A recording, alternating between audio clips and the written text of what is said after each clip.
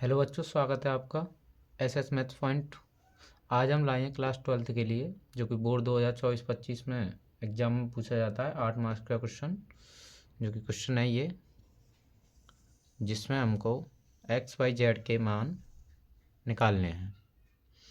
तो x Y Z का मान जो आप भी विधि से निकालने के लिए बोला जाता है हमें, तो जिसके लिए हम इसके फॉर्मूला यूज करते हैं ए एक्स बराबर बी, जिसमें एक्स के जो मान होते हैं ए को इधर ट्रांसफ़र कर देते हैं, इससे ए इनवर्स बी हो जाता है। तो इस समय से हम मैट्रिक्स बना लेते हैं ए हमारा मैट्रिक्स है -2 3 3 1 2 और -1 -3 4 और 2, ये मैट्रिक्स बन गया। उसके बाद हम इसमें से किस किस की वैल्यू निकालनी है, उस एक्स में लिख देते हैं कि एक्स वाई जेड तीन की वैल्यू निकालनी है। बी हमारा रहेगा 8 1 4। उसके बाद हमको देखो इसमें निकालना क्या है, ये हमारे पास है, ये हमारे पास है, ए इनवर्स हमारे पास नहीं है। तो ए इनवर्स को हम कैसे निकालेंगे? ए इनवर्स निकालने के लिए फॉर्मूला होता है 1/mod में ए और एडजॉइंट ए। तो सबसे पहले मॉड ए निकालते हैं, स्टेप मार्किंग से नंबर मिलते हैं हमको। ये इतना करने के 2 नंबर हैं और 2 नंबर ये ए इनवर्स निकालने के भी हैं। मॉड निकालने के अलग से नंबर मिलते हैं। तो आप जितना करके आओगे उतने नंबर आपको मिलेंगे, ये नहीं है कि थोड़ा गलत है तो पूरा काट दिया। तो मॉड ए निकालते हैं सबसे पहले, देखिए कैसे निकालेंगे। इसके लिए ये रहता है हमारा plus minus plus minus plus minus plus minus plus. तो सबसे पहले प्लस लेंगे, लेकिन यहाँ पर माइनस है इसलिए -2 लिया है। और इस लाइन को मतलब इस कॉलम को और इस रो को हम छुपा लेंगे। तो 2 2 जा 4 और 4 1 जा 4। तो जो 2 2 जा 4 किया है उसके बाद माइनस होता है, और ये इसका जो मल्टीप्लाई हुआ है तो यहाँ माइनस है पहले से, इसलिए यहाँ क्या हो जाएगा प्लस। फिर आगे चलते हैं, माइनस है तो हमारा -3 रहेगा। फिर उसके बाद -3 है तो इस रो को तो छुपाएंगे और उसके बाद इस कॉलम को, तो 2 1 जा 2 रहेगा, 2 1 जा 2। फिर अपना माइनस लगाएंगे और ये -3 बन जा, -3 का जब -1 मल्टीप्लाई करेंगे तो +3 हो जाएगा। और ये माइनस है तो ये -3 रहेगा, प्लस माइनस माइनस हो जाएगा। फिर उसके बाद प्लस है हमारा तो +3। उसके बाद इस वाले कॉलम को और इस वाली रो को छुपा लेंगे, तो 4 1 जा 4 और -3 2 जा 6। देखो यहाँ माइनस है, वो माइनस बनना है इसका मल्टीप्लाई करने पर, और यहाँ अपना माइनस, तो क्या हो गया यहाँ प्लस, प्लस हो गया। चलिए इसको कैलकुलेट कर लेते हैं, 4 और 4 8, और 8 2 जा कितना हो गया यहाँ 16। यहाँ 3 में से 2 गया तो -1, और -1 का जब -3 से मल्टीप्लाई हुआ है तो ये हो गया +3। 6 और 4 10, और 10 3 जा हो गया 30। दोनों को प्लस करके 16 को हमने माइनस किया, 17 आंसर। ये हमारा मॉड ए निकल कर आ गया 17। मॉड ए निकल के आ गया। अब हमको एडजॉइंट ए निकालने की ज़रूरत पड़ेगी। तो एडजॉइंट ए को कैसे निकालते हैं? सबसे पहले जो हमारा मैट्रिक्स है उसके हम कोफैक्टर निकालेंगे, जिन्हें हिंदी में बोलते हैं सहखंड। इनके कोफैक्टर निकालेंगे। कोफैक्टर को सी से डिनोट करते हैं। तो सबसे पहले इसके कोफैक्टर निकालेंगे तो इसको C11, और ये फार्मूला याद रखेंगे -1, ये आई जे होता है, तो आई और जे दोनों को जोड़ते हैं, तो -1 1 + 1। तो ये 1 और 1 क्या हो गया 2 हो गया, यानी इवन नंबर है। तो ये हमें रिजल्ट जो देगा यहाँ से क्या देगा, प्लस का देगा। और यहाँ भी देखो प्लस है हमारे फॉर्मूले में भी। उसके बाद तो 2 2 जा 4 और 4 1 जा 4, और ये माइनस होता है बीच में, तो ये क्या हो जाएगा प्लस। तो 4 और 4 कितना हो जाएगा 8, तो यहाँ 8 निकाला। इसी प्रकार 1 2, तो 1 2 यहाँ से रिजल्ट हमारा कितना मिलेगा माइनस, और हमारा 2 -3, यानी यहीं से देखेंगे हम कैसे निकाला कि हमारा कौन सा है, ये 1 2 ये गया। तो 2 1 जा 2, और -3 का इसमें करेंगे तो प्लस का 3, यानी 2 -3 हो जाएगा। तो इसमें से इसको माइनस करके -1, और यहाँ से माइनस रिजल्ट मिलेगा तो +1। इसी प्रकार से C13 भी निकालेंगे। C21 देखो यहाँ दो, C21 के लिए क्या है, इस रो को छुपाएंगे और उस कॉलम को, जिस मतलब C21 जिस रो में और कॉलम में आता है उसको छुपा लेते हैं। उसके बाद मल्टीप्लाई 3 2 जा 6 और 4 3 या 12, तो 6 - 12, और यह रिजल्ट वही रहता है 2 और 1 3। यहाँ E1 है और ऑड है, यहाँ पर 2 और 1 3 ऑड है, तो हमारा रिजल्ट यहाँ से माइनस और यहाँ से माइनस प्लस। इसी प्रकार हमने ये कोफैक्टर निकाले हैं C33 तक। C33 तक कोफैक्टर निकालने के बाद अब हम इनसे निर्मित आव्यूह बनाएंगे। तो आप इसको एक बार नोट कर लीजिएगा इसको। उसके बाद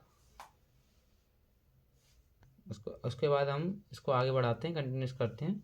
एडजॉइंट ए निकालना है क्योंकि अभी हमको, तो चलिए रफ करते हैं हम।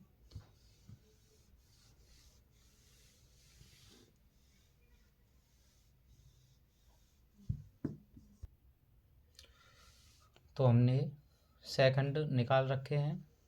अब सेकंडों से निर्मित अपव्यू, सेकंडों से निर्मित अपव्यू बनाएंगे, जिसका नाम हम सी ही दे देंगे क्योंकि सी से बना रहे हैं। तो चलिए, C11 कितना है 8, C12 है 1 और ये C13 है 10, C21 है 6, 5 -1 9 माइनस के 9 है और 1 माइनस के 7। कोफैक्टरों से निर्मित हमने अपव्यू बना लिया। उसके बाद इसका हम परिवर्त करते हैं, जिसे डैश बोलते हैं परिवर्त। परिवर्त जो होगा वो एडजॉइंट ए के बराबर होगा।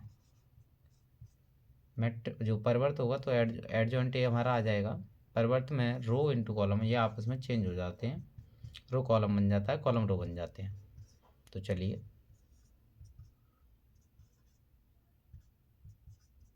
ये हमारा एडजॉइंट ए आ चुका है और हमारा मॉड ए कितना था, और मॉड ए हमारा कितना था 17। तो चलिए अब इस फॉर्मूले में लगाएंगे इसको। तो आप इसको नोट करिएगा, हम इसको फिर रफ कर रहे हैं, इसको नोट करिएगा। तो मॉड ए हमारा 17 है, तो अब हम फॉर्मूले लगाते हैं।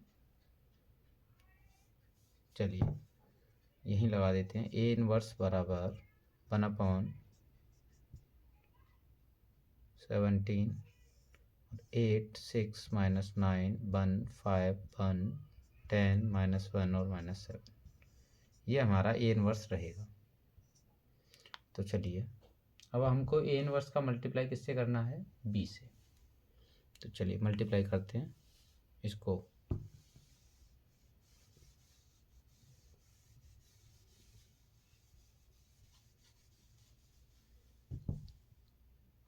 ए इनवर्स बी, तो एक्स हमारा XYZ रहेंगे। ए इनवर्स हमारा कितना है 8 6 -9 1 -7 1 5 10 -1 और मल्टीप्लाई होगा किससे, बी से, 8 1 4 से। तो रो इंटू कॉलम के हिसाब से मल्टीप्लाई होता है। तो चलिए XYZ इनके हमें मान निकालने हैं। चलिए देखते हैं, 8 8 जा 64, 6 1 जा 6, प्लस लगाते हैं, 9 चौक 36 हो गया, 1 8 जा 8, 5 1 जा 5, 1 4 जा 4, 10 8 जा 80, -1 का 1 में करेंगे तो -1 और -7 का 4 में करेंगे तो -28। देखते हैं कैलकुलेट करके कितना आया।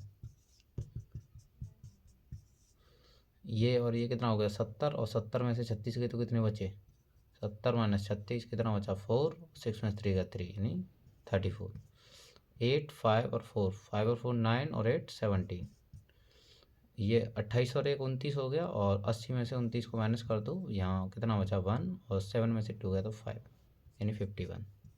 ये तीनों किसकी टेबल में आते हैं 17 की में। ये कितनी टाइम्स कटेगा, ये कटेगा, ये 1 टाइम, ये 2 टाइम्स, ये 1 और ये 3, तो ये बन जाएगा 2 1 3। इससे हम देखेंगे तो x की वैल्यू कितनी है हमारी 2, और y की वैल्यू कितनी है 1, और z की वैल्यू कितनी है 3। इस प्रकार का क्वेश्चन 100% बोर्ड एग्जाम में पूछा जाता है, हर बार आता है। तो आप इस क्वेश्चन की मदद से इस प्रकार के किसी भी क्वेश्चन को छोड़ के ना आए, लास्ट टाइम इस वीडियो को जरूर देखें।